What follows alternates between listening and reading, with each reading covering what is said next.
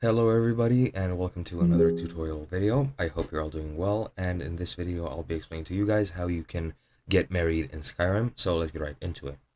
First of all, excuse me for using screenshots. I'm doing this to save space with my recordings, and as you can see the screenshot is very corrupt. I think it's because it is a backgroundless image, so this is a glitch that's happening because of that. But anyway, what you're going to want to do to get married, first and foremost, is to find the Amulet of Mara.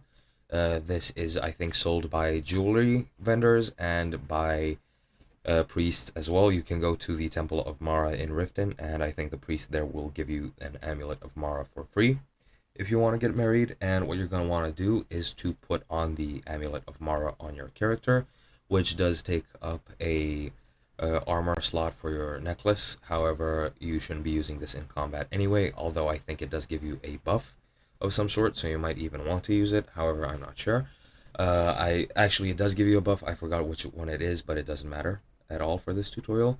But yeah, to actually get married, you want to walk around with this necklace, and NPCs that you can marry will have a certain specific dialogue. They will comment when you're walking by them, and once you talk to them, you will have the option to choose the dialogue options to get them to marry you. It is pretty much just not really flirting, but yeah, you'll notice it is a completely new dialogue option. I forget what exactly it says. However, it is you'll notice it pretty much. Once you do, they will agree most likely, and you will be able to hold the ceremony in Riften a day from that point.